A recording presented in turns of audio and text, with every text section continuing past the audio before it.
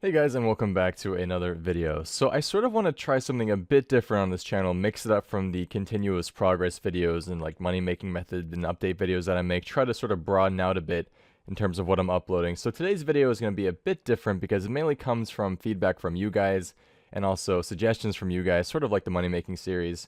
So if you guys do enjoy this series, make sure to drop a like on the video and also make sure to drop a comment to let me know what I should do for the next video, hopefully in this series. So today's video is going to be called Forgotten OSRS Training Methods. Most of these methods came from people on Twitter, so thank you to everybody that suggested them to me on there, twitter.com/souprs if you don't know my Twitter already.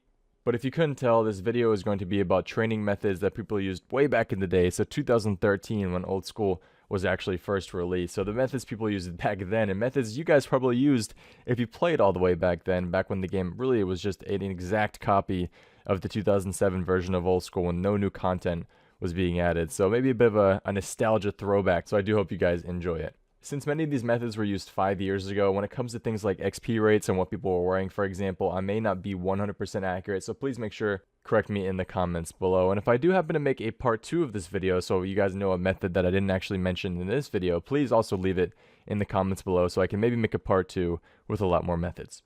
Up first, we have the Doorguage Agility course. So the Doorguage Agility course is located in the southern part of Doorguage, the capital of the Doorguage tribe. To get into the city itself, you need to complete the Death to the Doorguage quest. Now, I've always thought that Doorguage itself was a really cool city, not necessarily because of the content it really had to offer, but because it was so unique compared to other RuneScape cities. The huge marketplace in the middle, the multiple floors to the city, and then the architecture and the layout I just found really cool.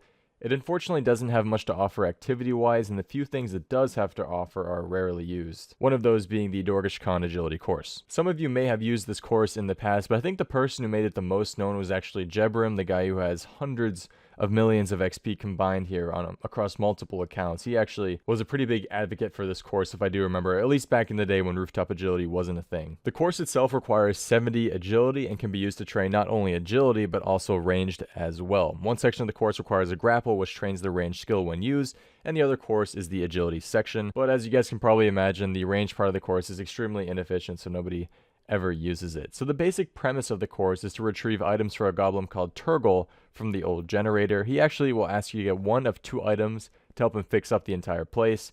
After you pass a bunch of obstacles, you retrieve what he's asked for, return it to him, and then you gain agility XP as a reward. XP wise, the rates here really aren't too bad. 55k an hour average at level 70, and then up to 65k an hour at level 99 with perfect runs. Equipment wise, you want to obviously wear the lightest gear possible, so full graceful as well as a mining helmet. Since you need a light, of course, when down here, and the helmet is lighter than the lantern, though I'm sure there's something more efficient these days that I don't know about. You also need a spanner as well from Turgle, which he'll give you after talking to him, and then some food as well, since you can actually fall off the course and you land below with a bunch of cave creatures, and you have to make your way back north to a ladder and restart.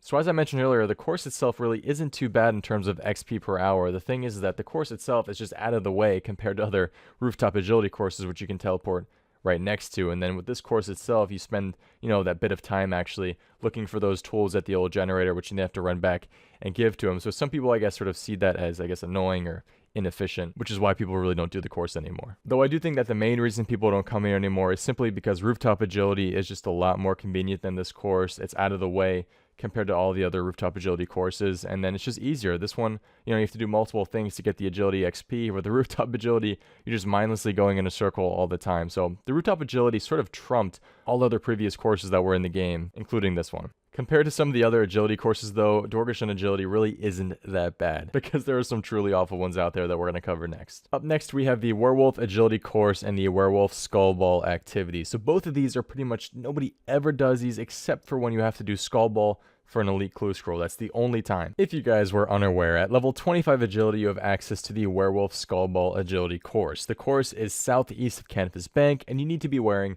a Ring of Karos to enter. After speaking to the Skullball boss, you can then start a game of Skullball. It's sort of, in a sense, just kicking a soccer ball through goalposts, and then once you finish all of that, you gain XP for scoring a goal. It's really weird. You have the tap, kick, shoot option. Tap moves the Skullball 1 square ahead, kick moves the Skullball 4 squares ahead, and then shoot moves the Skullball 10 squares ahead. You can gain 750 or more agility XP if you complete the game in under 4 minutes, but for every 3 seconds over 4 minutes, you actually lose 7 to 8 XP. So even though the rates are terrible, you still lose XP if you do it in over 4 minutes. I cannot for the life of me find XP rates for this course. Again, it's a level 25 agility course, so it's not like we're going to be getting insane rates here per hour. You do get 750 agility XP or more, as I mentioned earlier, which I guess at that low of a level could mean you level up sort of quickly here. But for how annoying it is to actually, kick the soccer ball through these goalposts, there is apparently an efficient route that somebody figured out, but wow, I could never see myself doing this for more than once a day. It's just, oof. I'm guessing whoever actually made this course, though, had quite a bit of fun. It may have actually happened after a World Cup in 2002 or 2006, because I don't really know why else they would add sort of a soccer or football-like activity, whatever you want to call it. And I'm sure on the day of release of this course, it was actually pretty crazy with how many people were kicking the skull ball over the course. So maybe, again, on the day of release, it may have been sort of fun, but these days, nobody ever does it. On the opposite side of the area, we actually have the Werewolf Agility course, which is a course that requires level 60 agility, and of course, you have to wear the Ring of Chaos, as I mentioned earlier. It's sort of comparable to the Wilderness Agility course, except the experience here is slightly worse per hour. Per lap here, you get up to 540 agility XP, and it's pretty much the same as all the other courses in terms of what you have to wear. I mean, the obstacles here are pretty unique. On one of the death slide areas, you actually, I think, are actually holding on to a zip line with your teeth, which actually looks pretty funny, which you guys can see on screen right now. But again, in terms of XP per hour, the fact that it's slightly worse than the Wilderness Agility course, and then the fact that the Agility course in the Wildy isn't used that much, since again, Rooftop Agility sort of trumps it, since you don't have to worry about dying out there. This course is never used. It is sort of an interesting area to check out, though, because you really never come here ever during your RuneScape experience. So check it out if you guys want. It's pretty much useless, but still cool to look at. Back when Nightmare Zone wasn't a thing, and back when people weren't that interested in Slayer because it wasn't really that popular back in the day, you sort of had to get creative with how you trained your combat stats. One good way of training your melee stats was actually 1 HP Darocking the Monkey Guards on 8 Patal. After you completed Monkey Madness, you had access to that entire area, but the thing was that those Monkey Guards had high HP, and with 1 HP, on Darok's set, you hit pretty high, so the XP rates here were actually sort of decent for back in the day. The Monkey Guards have 130 HP, which is pretty high for when you're DHing because you can one-hit them, and then they actually will only attack you with melee as well, so the chance of dying here is pretty much impossible unless your prayer actually runs out. Now, the reason this place was so popular is because you could actually pray at the gorilla statue for full prayer points, so you could actually train here with 1 HP and never have to worry about bringing any prayer potions, which meant that you didn't have to worry about the cost of prayer potions, and the only thing you had to bring were super attack and super strength. So pretty nice, seeing as the Grand Exchange wasn't a thing back then, and sometimes people were hoarding the prayer potions and selling them for a pretty high price. The only thing you would have to worry about paying for, as I mentioned, are the super attacks and super strengths, which really aren't too expensive, but then you would have to fix your DH set when it did actually degrade to 0. I'd be curious what the rates are these days, though, with all the upgraded gear, the Infernal Cape, the Amulet of Torture, Prim Boots, and all that stuff. It'd be pretty cool to see if somebody does an hour here with all that upgraded gear. The most popular way of training combat back in the day, when you sort of wanted to AFK something, was killing bandits in the desert. And something that people still actually do these days, even though I think that the Nightmare Zone has taken over in popularity, and there are actually other ways of training combat these days, which are more efficient than the bandits. If you went to the Caridian Desert Bandit Camp and you wore an item that is associated with Saradomin or Zami, all the bandits in that area would end up attacking you for a long period of time, which meant that you could AFK and gain nice combat XP over time. And not only melee XP, but ranged XP as well, though I don't think people really trained mage there at all. If you guys have ever trained there, I'm sure you remember the words "time to die, Saradominist filth," or "prepare to suffer, Zamorakian scum," which sort of seem like Star Wars quotes now that I think about that. You could AFK here for about 30k to 70k XP per hour depending on your levels, which really wasn't too bad back in the day. But the thing I remember the most about this place, sort of a personal story here, was that a lot of people AFK'd here in Guthans, and if people AFK'd for too long and their prayer ran out, it meant that they would actually die with the Guthans on them. And back in the day, the most expensive Guthans item did not protect over the other items, so you could see a lot of people here AFKing and then dying and losing their Guthans. And the spear back in the day was so much money, if you guys remember, 12, 13 mil, even higher sometimes. And I had gotten multiple Guthans set from people because they didn't have time to get their stuff back. If you remember back in the day, before all the DCing and DDoSing was happening, you only had 60 seconds to get back to your loot. There wasn't the whole 1 hour to get back to your loot thing. You had 60 seconds. So when you died back in the day,